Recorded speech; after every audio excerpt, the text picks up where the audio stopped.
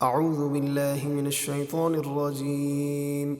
بسم الله الرحمن الرحيم.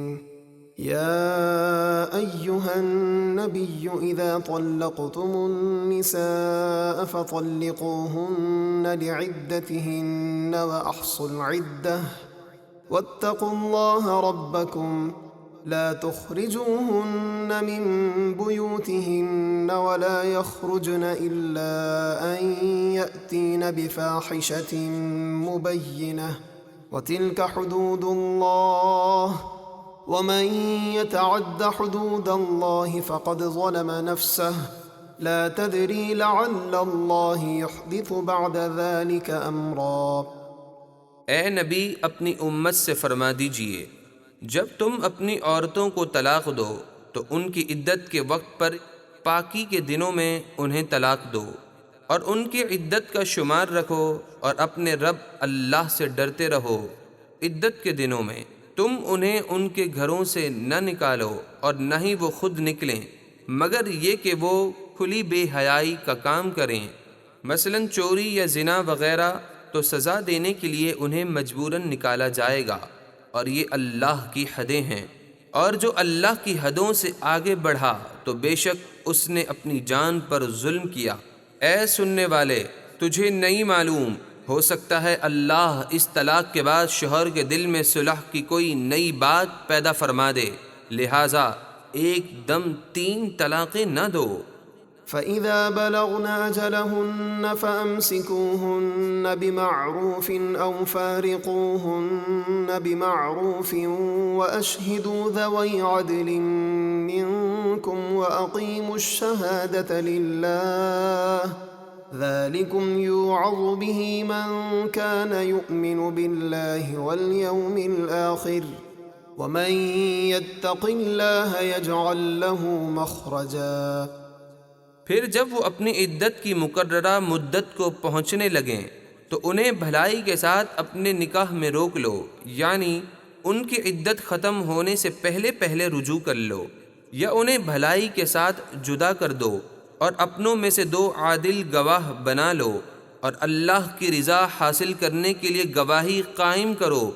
یہ وہ حکم ہے جس کی نصیحت ہر اس شخص کو کی جاتی ہے جو اللہ اور آخرت کے دن پر ایمان رکھتا ہے، اور جو اللہ سے ڈرے اللہ اس کے لیے نجات کی راہ نکال دے گا. وَيَرْزُقُهُ مِنْ حَيْثُ لَا يَحْتَسِبُ وَمَنْ يَتَوَكَّلْ عَلَى اللَّهِ فَهُوَ حَسْبُهُ إِنَّ اللَّهَ بَالِغُ أَمْرِهِ قَدْ جَعَلَ اللَّهُ لِكُلِّ شَيْءٍ قَدْرًا.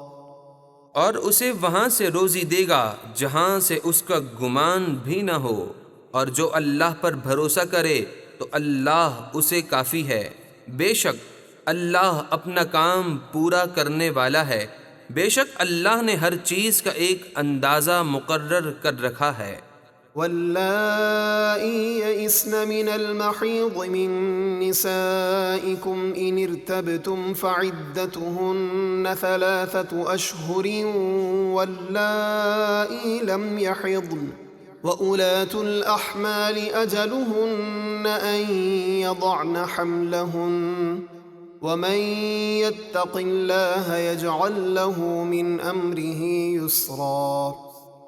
اور تمہاری عورتوں میں سے جنہیں بڑھاپے کے سبب حیض کی امید نہ رہی، اگر تمہیں ان کی عدت کے حکم میں کچھ شک ہو تو سنو، ان کی عدت 3 مہینے ہیں، اور ان عورتوں کی عدت بھی 3 مہینے ہیں جنہیں ابھی حیض نہیں آیا، اور حاملہ عورتوں کی عدت ان کا وضع حمل ہے، یعنی اگر کسی عورت کو حمل کی حالت میں طلاق دی گئی تو بچے کی پیدائش تک وہ عدت میں رہے گی.